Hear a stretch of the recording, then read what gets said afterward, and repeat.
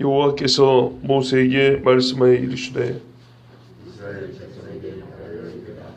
누구든지 여호와의 계명 중 하나라도 그를 포함하였으되 만일 기름 부음을 받은 제사장이 범죄하여 백성의 허물이 되었으면 그가 범한 죄로 말미암아 흠없는 수송아지로 속죄 제물을 삼아 여호와께 드릴지니 그 수송아지를 흠없는 여호와 앞으로 돌아가 그 수송아지의 머리에 안수하고 그것을 여호와 앞에서 잡을 것이요 기름 부음을 받은 제사장은 그 수송아지의 피를 가지고 회막에 들어가서 그 제사장이 손가락에 그 피를 찍어 여호와 곧 성소의 휴장할 때 7번 뿌릴 것이다. 제사장은 또 그 피를 여호와 앞 곧 회막 안 향단불들에 바르고 그 송아지의 피 전부를 회막문 앞 번제단 밑에 쏟을 것이며 또 그 속죄 제물이 수송아지의 무릎을 베어질지니 곧 내장에 덮인 기름과 내장에 붙은 모든 기름과 두 콩팥과 그 위에 기름 곧 허리 쪽에 있는 것과 간에 덮인 거풀을 콩팥과 함께 떼어내되 화목제 제물의 중에서 떼어낸 같이 할 것이고 제사장은 그것을 번제단 위에서 불사할 것이며 그 수송아지의 가죽과 그 모든 고기와 그것의 머리와 정강이와 내장과 또그 송아지 전체를 진영 바깥에 버리는 곳이 정결한 곳으로 가져다가 불로 나무 위에서 사르되 곧 재 버리는 곳에서 불사를지니라. 아멘. 여호와께서 모세에게 말씀하여 이르시되 이스라엘 자손에게 말하여 이르라. 상당히 이 말씀의 어조가 강하다는 걸 느낄 수 있습니다. 이 제물은 앞에 제물하고는 좀 본질적으로 다릅니다. 앞에 번제, 소제, 화목제는 하나님께서 정하여 준 때가 있습니다. 그런데 대체로는 평상시에 임의로 드렸던 그런 특징이 있는 제물들입니다. 번제와 소제는 맨날 아침 저녁 이렇게 드립니다. 그걸 보고 맨날 드리니까 상번제 그럽니다. 다니엘서에도 보면 매일 드리는 하나님 앞에 제사 이거 폐한다고 그랬어요. 매일 드리는 번제, 상번제입니다. 그거 빼고는 번제는 자원하여 드리고 싶을 때 하나님 앞에 바칠 수 있었습니다. 근데 오늘 이번 이 기록된 제사는요, 말씀의 이 강함에서 느낄 수 있듯이 의무적입니다.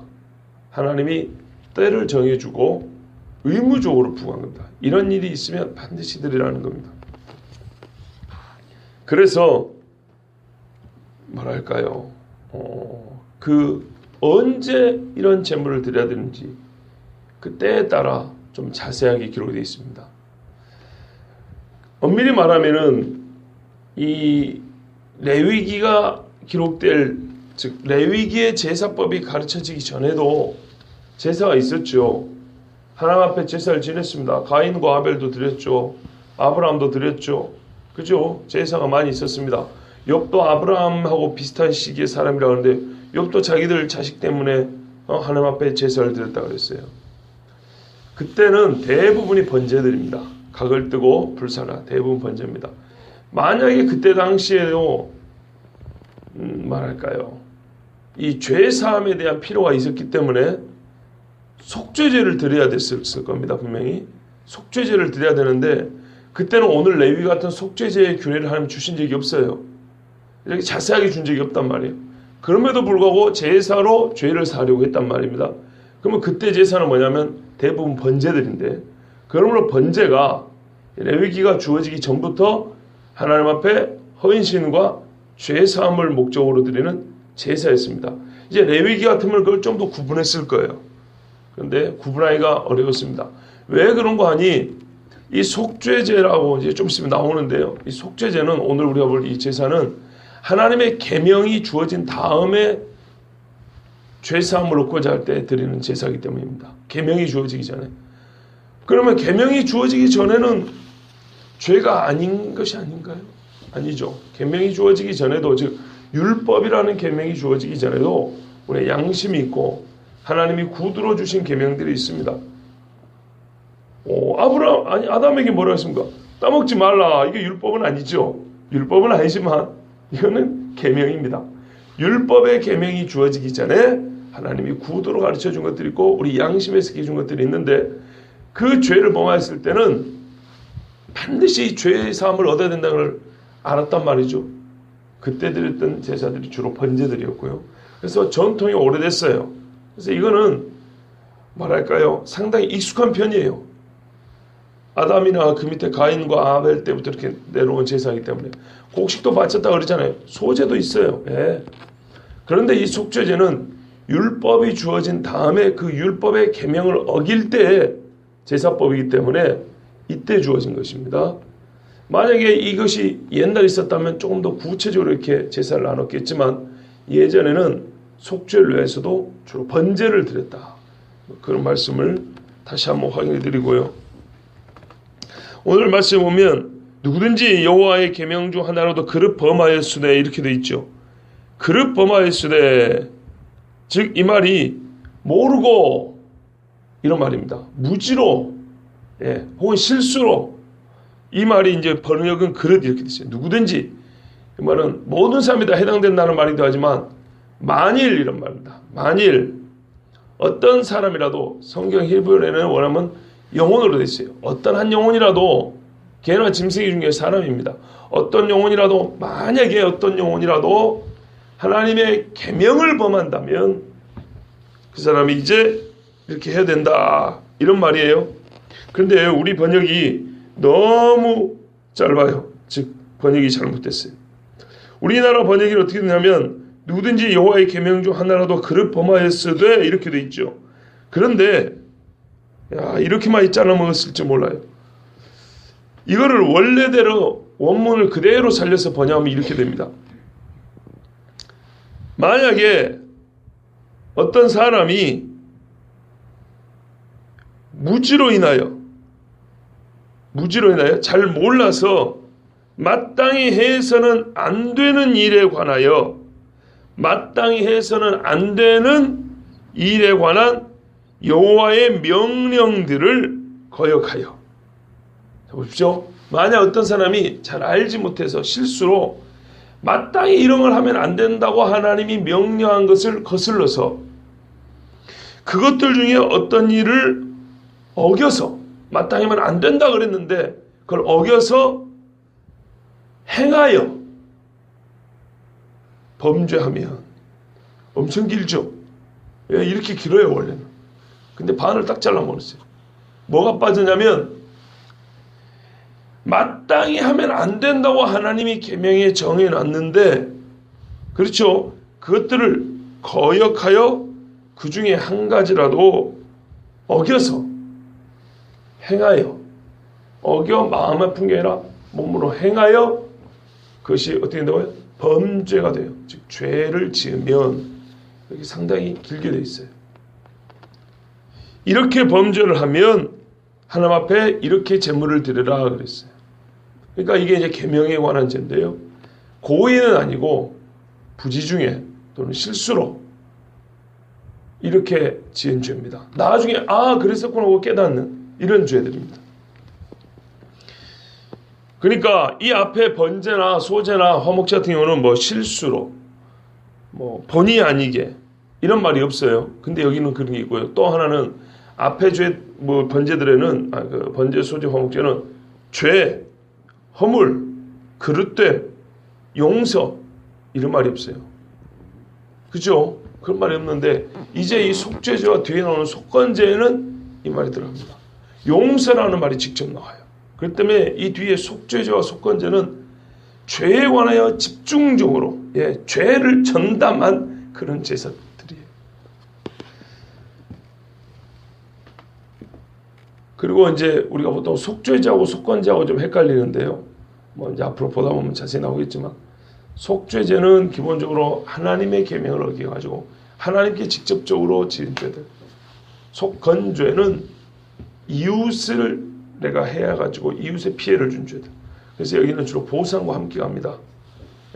이런 죄들을 속건제에서 주로 다룹니다. 자, 그런데 첫 번째로 이렇게 이제 하나님의 계명을 부지중에 어겨서 범하는데요.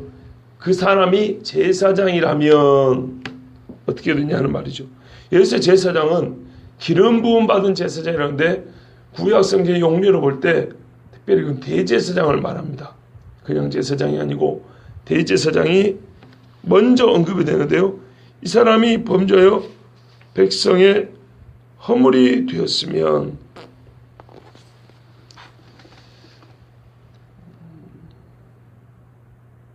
조금 그 구약성경 원문에는 조금 해석이 어려운 부분인데요. 원래 이게 백성의 허물이 되었으면 넘어가겠습니다. 자, 특별히 제사장이 범죄하여 백성의 허물이 되었다.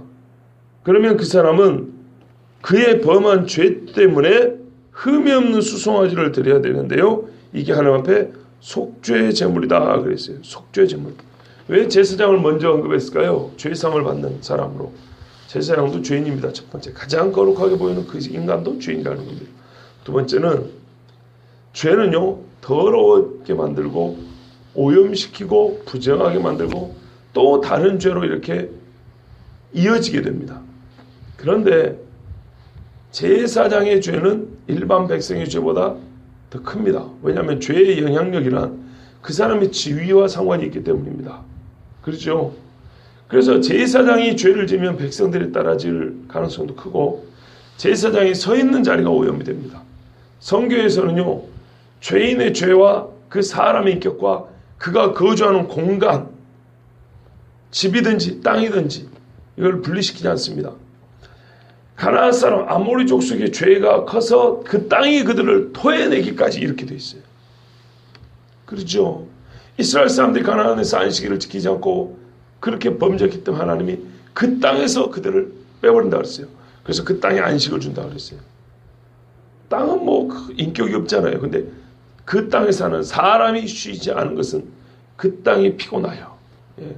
그래서 그 사람들을 빼버려서 그 땅에 안식을 준다 그랬어요. 그 사람이 누군가를 죽였어요. 살인했어요. 그럼 바로 그 죽인 그 땅이 더럽혀지고 피해졌는 땅이에요. 그 땅이 어떻게 해요? 피로 울부짖는다 그랬죠. 하나님 그렇게 말씀하세요. 제사장이 범죄하면 더럽혀지는 곳이 어디겠습니까? 회막과 성소입니다. 회막과 성소가 더럽혀진다고 생각을 해보세요. 제사장이 더러워가지고 회막과 성소가 더럽혀질 때 하나님이 거기서 영광을 받겠습니까? 하나님이 거기 계시겠습니까? 백성이 제물을 바칠 때마다 더러운 제사장이 그거를 가지고 하나님 앞에 드릴 때 그 제물이 이미 부정기 때문에 누룩보다 더 심한 부정이 되는데 하나님이 받겠습니까? 그래서 누가 먼저요? 제사장. 그 중에 대제사장. 그래서 이 사람은 제일 비싼 거예요. 흠없는 수송아지. 뒤에 가면은 양도 나오고 염소 나오고 정 가난한 사람은 밀가루로도 할 수 있어요. 꼭 고기가 아니어도. 그러나 이 사람이 그만큼 죄가 큰 영향력을 미치고 이 사람의 죄는 그만큼 큰 거예요. 큰 영향을 미칠수록 크다는 얘기예요. 죄의 영향력이 미치는 범위가 넓어요. 깊어요. 그렇기 때문에 송아지를 흠없는 수송아지를 바쳐라 그랬어요. 근데 여기서 이제 속죄제물 앞으로 나오니까 우리 한번 언급하고 넘어갈 필요가 있습니다. 속죄제물 하타트라고 합니다. 여러분 죄를 하타라는 말이라고 들어보셨죠? 하타. 한마르타. 그렇게 말합니다. 근데 이 말의 본뜻이 뭐냐면은 정결을 하게 하다 이 말입니다. 그래서 속죄제는요, 죄를 사함받기 위하여 드리는 번제, 태우는 그런 제사인데 조금 더 엄밀하게 말하면 죄로 말미암아 더러워진 것을 정결하게 하는 제사입니다. 번제가 죄 자체로 인하여 하나님이 진노하신다 그랬죠. 이 하나님의 진노를 누그러뜨리는 속죄를 위한 제사라면 속죄제 자체는 죄로 말미암아 우리가 더럽혀져서 하나님과 함께 있을 수 없죠. 로마서 말씀대로 모든 사람이 죄를 범하였음에 그저 죽어야 된다는 게 아니라 하나님의 영광이 이르지 못한대요. 거룩하신 하나님 앞에 부정한 것이 가까이 갈 수가 없죠. 그죠? 죄 자체가 하나님의 진노를 살기고 또 죄로 말미암아 하나님 앞에 가까이 갈 수 없죠. 그래서 크게 번제는 죄로 말미암아 하나님을 진노케 한, 그 진노를 삭하고, 이 속죄제는 죄로 말미암아 더럽혀서 더 이상 하나님 앞에 가까이 갈 수 없는 이 부정함을 씻는 그런 제사입니다. 그래서 속죄제를 엄밀하게는 정결제라고 합니다. 만약에 속죄제가 죄사함 자체를 위한 제사였다면 속죄제의 용례가 이렇게 다양해서는 안 돼요. 속죄제는 언제 바치냐면, 예를 들면 산모가 아기 낳고 나서 속죄제물을 바칩니다. 아기 낳은 게 죄인가요? 아니죠. 근데 말하면 부정하게 되었다 이렇게 돼요. 피 때문에. 서원한 사람이 서원을 다 마쳤을 때, 그럴 때 하나님 앞에 또 속죄제를 드립니다. 이 사람이 뭐 죄 지은 건 아니죠. 그렇습니다. 그리고 성소의 기물을 정결하게 할 때 속죄제를 드린다고 또 기록이 되어 있어요. 성소 자체가 죄를 짓는 건 아니지 않습니까? 그러나 성소의 기물 하나하나 피를 말하면서 정결하게 합니다. 그럴 때 드립니다. 또 피부병 걸린 사람, 유출병 걸린 사람, 이 사람들이 하나님 앞에 속죄제를 드립니다. 자, 그러면 이 병 자체가 죄는 아니잖아요. 그래서 이 속죄제를 드리는 그런 예들을 싹 모아보면 대부분이 뭐냐면 부정하게 된 것이 정결하게 될 때. 그래서 속죄제의 말뜻도 그렇고 실제 하나님께서 드리라고 했던 그 때를 보면 부정케 된 것을 죄로 말미암아 또는 육체의 흠결로 말미암아 부정하게 된 것을 깨끗함을 받을 때 드리라고 그랬습니다. 이름을 속죄제라 하지 않고 정결제라 해야 된다. 이런 주장이 그래서 나온 거고요. 대부분 맞는 말입니다. 우리 말로는 그냥 속죄제라 했으니까 그러는데 그 본 뜻에 따르면은 정결하게 하는 제사, 그래서 정결제라고 하는 것이 조금 더 맞습니다. 15장 31절에도 보면 뒤에 그들 가운데 있는 내 성막을 그들이 더럽히고 그들이 부정한 중에서 죽지 않도록, 부정한 몸으로 나와가지고 성막이 더러워져서 하나님이 내 집을 더럽혔다고 쳐버릴 수 있잖아요. 나답과 아비후가 예를 들면 그런 경우입니다. 명하지 않은 불을 가져온 사람 앞에 거룩하게 받아들일 수 없고 부정하게 된 불들이, 그래서 하나님이 쳐버린 거예요. 이스라엘 자손의 부정에서 제단을 성결하게 하려고 이렇게 16장 19절에 되어 있어요. 이게 속죄제입니다. 그렇지만 속죄제가 역시 죄와 상관이 있다는 것은 너무나 말할까요? 부정할 수 없는 사실입니다. 그렇죠? 죄가 없었다면 부정이니 이런 말이 있을 수가 없죠. 그래서 번제와 함께 이 속죄제, 속건제는 죄사함의 어떤 1차적인 문제와 2차적인 문제를 함께 해결하는 죄사함의 제사들입니다. 어떤 사람도 하나님이 죄를 눈감아 줄 만큼 깨끗한 사람이 없어요. 그리고 누구라도 그 죄를 용서받지 못할 만큼, 용서받을 기회를 제공받지 못할 만큼 천한 사람도 없어요. 그래서 하나님께서는 제사장, 밖에서 보기에는 와, 저 사람이 무슨 속죄제를 드릴 필요가 있을까 하지만 가장 거룩한 옷을 입고, 그죠? 그래서 가장 거룩한 옷이 있기 때문에 조금이라도 잘못되면 그 사람은 속죄제를 드려야 되는 거죠. 자, 수송아지를 끌어다가 자기가 머리에 안수합니다. 죄의 전가죠? 나 자신이라고 생각하죠? 잡습니다. 그럼 어떻게 합니까? 그 피를 가지고 가서 회막에 들어갑니다. 대제사장만 아니라 일반 제사장도 마찬가지입니다. 제사장 누구나 다. 그러면은 자기 본인은 그럴 수 없습니다. 다른 제사장이 해야 됩니다. 이 피를 갖고 가가지고 어떻게 합니까?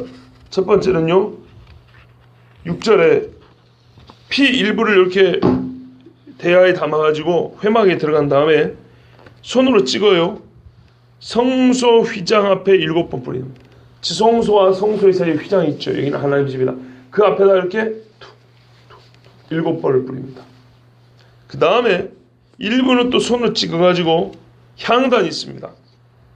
그 향단에 뿔들 있죠. 뿔, 번제단에도 뿔이 있고 여기 앞에 뿔이 있죠. 그 뿔 레귀팅에다가 손으로 이렇게 바릅니다. 그런 남은 피들은 어떻게 하냐? 밖으로 갖고 와서 제단 밑에 싹 부어가지고 쏟아버립니다. 자, 순서를 다시 볼게요. 안수하여 내가 잡습니다. 내 죄를 갖고 갑니다. 그 다음에 피만 씁니다. 속죄죄의 가장 중요한 특징이 뭐냐면 바로 피입니다. 피. 한마디로 속죄죄는 핏부림입니다. 그죠? 핏부림입니다. 이전에 번제, 소제, 화목제는 소제는 말할 것도 없고 이 짐승을 잡는 번제나 화목제도 피는 어떻게 했습니까? 다 버렸어요. 근데 여기서 피의 일부분을 씁니다. 그리고 뿌립니다. 하나님의 집을 더럽혔기 때문에 하나님이 계시는 그곳 안에 가서 먼저 뿌리고요. 그 다음에 바르고요. 그리고 나머지는 쏟습니다. 이게 제사장의 경우입니다. 근데 일반 백성은 어디다가 어느 뿔에다가 이렇게 피를 뿌리냐면요. 여기는 성소하고 지성소 사이 휘장이 딱 뿌리잖아요. 그죠? 근데 일반 백성이 죄를 지었을 경우에는 그러지 않고 밖에 있는 번제단 뿔에다가 이렇게 피를 뿌립니다. 그리고 대속죄일 있죠. 온 백성의 죄를 사는 대속죄일에는 이 지성소 안으로 들어옵니다. 그래가지고 여기 법궤 있고 법궤의 뚜껑을 속죄소라 그랬죠. 바로 그겁니다. 속죄소. 그 위에다 피를 뿌립니다. 그러니까 이해되시죠? 이 속죄가 죄로 말미암아 그 죄의 크기와 영향력과 그 부정함이 사람의 지위와 규모에 따라 다르다고 말씀드렸죠. 일반 백성의 경우는 밖에서 피를 뿌립니다. 그러나 제사장은 안으로 가져옵니다. 그리고 온 백성의 죄는 이 지성소 그 안으로까지 들어와서 속죄소 위에다 직접 하고 그렇게 나눈 겁니다. 1년 동안 백성이 지은 이 쌓아놓은 죄들은 하나님의 지성소까지 오염시킬 정도로 이 땅을 더럽힌다는 말이에요.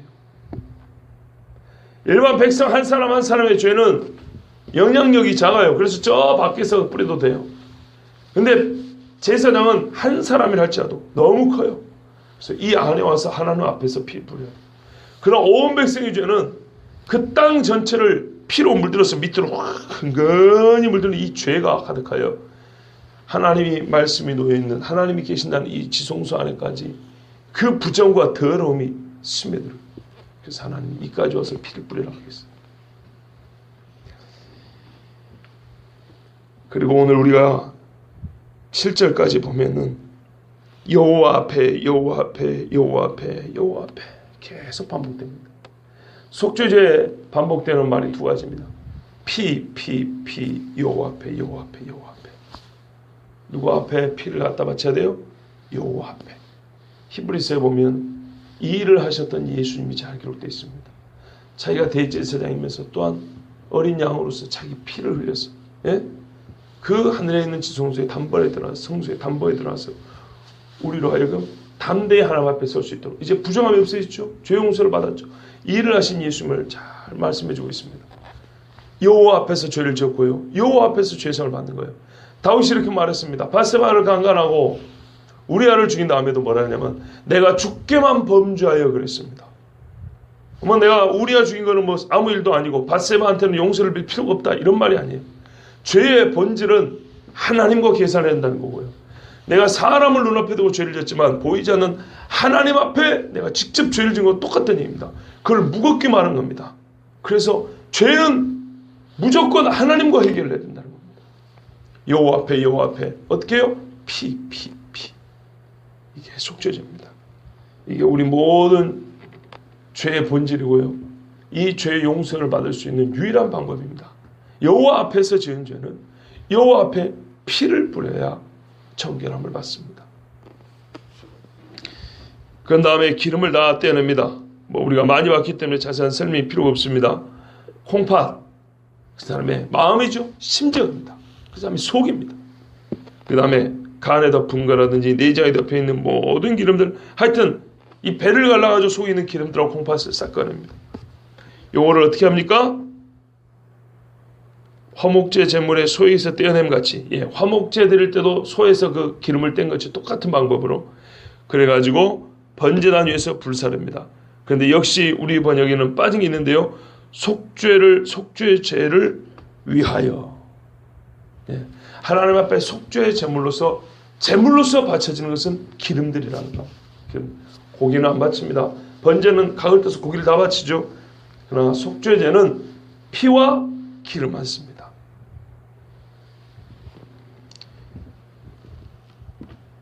화목제물의 소액에서 떼는 것 같이 화목제도 기름을 썼죠. 그리고 짐승의 고기는 나눠 먹었죠.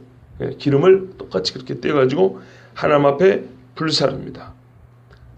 가죽이나 11절입니다. 고기나 머리, 정강이, 내장, 똥 이런 거는요. 번제 같으면 태웠고 화목제 같으면 나눠 먹었을 겁니다. 물론 똥은 안 먹지요. 가죽도 나눠 취하고. 그런데 속죄죄의 경우에는 기름을 태우고 하나님 앞에 그걸 올려드리고 피를 뿌리고 바른 것 외에 나머지는 다 태웁니다. 근데 어디서 태웁니까? 이게 중요합니다. 번제처럼 번제단에서 태우지 않습니다. 그죠? 어디요? 진영 바깥에. 번제단 옆에도 재버리는 곳이 있어요. 근데 그 재버리는 곳 말고 진영 밖에 재버리는 데가 따로 있습니다. 다른 재를 버리는 곳입니다. 근데 여기를 가가지고 여기가 좀 나름대로 정결하다. 깨끗한 땅입니다. 여기 가가지고 불을 지펴서 지금 나무를 쌓고 불을 이렇게 지펴서 그 위에다 놓고 태우라 그랬습니다. 자, 그런데 이게요. 맨 바닥입니다. 맨 바닥에다가 나무 쌓아놓고 태우라는 얘기입니다. 이건 무슨 말인가요? 번제단에 태워지는 건 하나님께 올라가죠. 이거는 하나님께 올라가는 것이 아닙니다. 기름이 올라갑니다. 기름이. 나머지 몸 전체들은 하나님께 올라간 것이 아니고 그냥 태워 없애버리는 겁니다. 예, 없애버리는 거예요. 이 소의 대부분은 땅에서 없애버려요. 이렇게 아까울 수가 있어요. 세상에. 비싸잖아요. 그죠? 소를 잡는다는 게 얼마나 이 사람들에게 크다는 거 제가 앞에 말씀드렸어요. 번제는 그나마 그걸 다 태워서 하나님께라도 드리죠. 화목제는 나눠서 먹기라도 하죠. 근데 이 속죄제는 아깝게 그지없어요. 피하고 기름 조금 쓰고 피도 다 부어버리지. 몸 신체는 그 짐승의 몸체는 하나님께 드린 것도 아니고 그냥 불로 사글러 버린 거예요. 불질러 버린 거예요. 얼마나 아깝습니까? 바로 그겁니다. 이 짐승은 누굽니까? 바로 나지요. 죄 지은 몸뚱아리는 하나님 앞에 그렇게 쓸모가 없는 거예요. 죄 지은 몸뚱아리는 하나님께 바쳐질 수가 없는 것입니다. 가장 추한 곳에서 땅바닥에서 번제단이 아니요 바닥에서 그렇게 불살라 없어져 버릴 정도로 죄라는 것이 그렇게 무가치하고 더럽다는 것입니다. 가증스럽고 수치스러운 게 죄라는 것을 보여준 겁니다. 누가 살입니까? 내가 가서 살아요. 제사장 같이 가가지고. 그 땅바닥에 있다 그 아까운 것이 아무짝에도 하나님 앞에 쓸모있다 여겨지지 못해서 불사료 다 태워질 때까지 시간이 상당히 많이 걸렸겠죠. 무슨 가스나 석유로 태운 것도 아니고 그냥 나무로 불살랐고 소 한 마리를 태운다고 생각을 해보세요. 여러분. 예? 화장터에 있어 사람을 그 강력한 화력으로 태워도 가루가 될 때까지 1시간 반 2시간을 꼬시려야 되는데 이 큰 소를 피 조금하고 기름 때리고 나머지를 다 살라야 되는데 말이죠. 물론 쪼개서 살랐겠죠. 그런데 이거 다 살려면 몇 시간이 걸렸겠습니까? 그 시간 내내 그 매캐한 냄새를 맡으며 그 재가 날리고 여기 앞에 가지고 지켜보는 내 안수를 받은 나의 짐승. 죄지은 나는 그동안에 무슨 묵상을 하게 될까요? 내가 이렇게 죽을 수밖에 없다는 겁니다. 이게 죄입니다. 제사장이 됐든 한 개인이 됐든 공동체가 됐든 간에 온 나라가 됐든 간에 모두가 다 죄인이요. 여기서 한 사람도 예외가 없어요. 뒤에 가면은 또 개인의 경우, 국가의 경우, 공동체의 경우 이렇게 나옵니다. 모든 사람이 죄를 범하였음에 그죠? 가장 거룩할 것 같은 즉 저 같은 목사 같은 인간들도 죄인이요. 초신자도 죄인이요. 교회 밖에 있는 사람도 죄인이요. 모든 사람이 다 속죄제를 드려야 됩니다. 의무입니다. 다 기록되어 있습니다. 그리고 그들의 안수하여 바친 제물은 밖에가 다 태워 살라져 버립니다. 누구든지 죄를 범하면 하나님의 거룩한 곳에 들어오지 못합니다. 이렇게 가증스럽고 수치스럽게 태워 없어져 버립니다. 하나님의 영광에 이르지 못하다니. 그러니까 구약을 모르면 신약이 이해가 안 돼요. 예수님이 영문 밖에서 죽으셨다 그랬죠. 그죠? 영문 밖에 비치는 서쪽 하늘 붉은 노을 영문 밖에 비치는, 그죠? 영문 밖 길로 나가 죽으셨어요. 예수님이. 왜요? 고린도후서 5장에 죄를 알지도 못하신 이를 죄로 삼으신 것은 죄인이기 때문에 어디서 불살라져야 돼요? 어디서 그 몸이 찢기고 이렇게 태워져야 됩니까? 영문 밖에서, 진영 밖에서. 그러니까 구약을 모르면, 레위기를 모르면 말로는 예수님이 구약에 뭡니까? 그 구약이 예표고 예표의 실체다. 그림자의 실체였다지만 그림자와 실체는 직선이라고 그랬잖아요. 직선. 그렇죠? 직선이에요. 여기서 영문 밖에 죽었으면 여기서도 영문 밖에 죽는 거고, 여기서도 피를 흘렸으면 여기서도 피를 흘린 거예요. 그림자는 희미하지요. 그러나 각도가 다르진 않아요. 방향이 다르진 않아요. 같은 방향의 같은 각도예요. 실체는 같은 방향의 같은 각도가 뚜렷하게 나타나죠. 그 자체죠, 자체. 그렇기 때문에 우리가 실체인 예수님을 알려면은 구약의 그림자를 잘 봐야 각도와 방향이 같기 때문에 구약을 알수록 아, 이런 의미로 예수님이 죽었구나. 의미는 같다 이 말입니다. 그러나 구약은 희미하고 예수님은 진하고 희미한 것이 하나도 없고, 거꾸로 예수님의 그 실체를 보면 구약을 볼 때도 아, 이렇게 오래전부터 우리 하나님께서 가르쳐 주셨구나. 그러니까 모세와 선지자와 시편에 나를 가리켜 기록됐다 그랬잖아요. 그죠? 예수님의 권한에 대해서 이사야가 얼마나 자세히 말을 했습니까? 그가 채찍에 맞아 직선이라고 그랬어요. 모형과 실제는, 예언과 성취는 직선입니다. 예수님 실제로 채찍에 맞았어요. 그러나 여기서는 채찍에 맞은 말뿐이지 실제로 채찍에 맞은 그 아픔이 뭔지, 얼마나 강하게 심하게 맞은지는 그렇게 나와 있잖아요. 채찍에 맞으면 나음을 입었도다. 근데 예수님은 그 채찍에 맞은데 어떻게 맞았는지, 얼마나 심하게 맞았는지 그건 우리가 신약에서 확실하게 알 수 있죠. 그러나 채찍에 맞았는데 여기서 안 맞으면 안 되는 거죠. 직선입니다. 레위기에 속죄를 보면 번제부터 소제, 화목제, 이번에 속죄제도 마찬가지입니다. 속죄 제물이 언제 어떻게 드려졌는지를 보면 예수님이 언제 어떻게 누구를 위하여 무엇 때문에 죽으셨는지 역시 알 수가 있습니다. 여러분, 속죄의 제물은 나의 죄로 말미암아 싹 태워져야 되기 때문에 하나님 앞에서 먹지 못하게 되어 있습니다. 그런데요, 예외가 있습니다. 제사장의 속죄와 공동체의 속죄는 제사장들이 못 먹습니다. 그런데 그 다음에 나오는데요, 4장 후반부에 보면 22절부터 지도자, 백성의 지도자 중에 속죄제와 개인이 드린 속죄 제물은 먹을 수 있습니다. 보십시오. 앞에 이 두 가지는 이 향단에다가 피를 바르고요, 이 성소 휘장에다가 피를 뿌려요. 그런데 뒤에 속죄들은 여기다 피를 안 뿌리고 번제단에다 밖에다 피를 뿌려요. 예. 그만큼 죄가 그렇게 좀 크지 않은 것들에 대한, 그러니까는 이 뭐랄까요, 이 성소 중심의 속죄 제물이 있고 번제단 중심의 속죄 제물인데, 이 밖에 있는 번제단 중심의 이 속죄 제물들은 하나님이 제사장들에게 일부 먹도록 허락하셨어요. 그러나 죄가 커가지고 이 부정함이 커서 성소 안에서 피를 뿌린 이런 것들은, 이 제물은 하나님께서 나에게 바쳐진 것이니 먹지 마라, 이렇게 말씀했습니다. 그리고 또 하나 중요한 게 있는데 그거는 나중에 보도록 하겠습니다.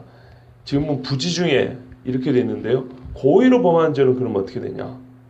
고의로 범한 죄는 속죄자와 사실 큰 상관이 없습니다. 예, 백성지에서 끊어질지니라 이렇게 되어 있어요. 끊어집니다. 죽습니다.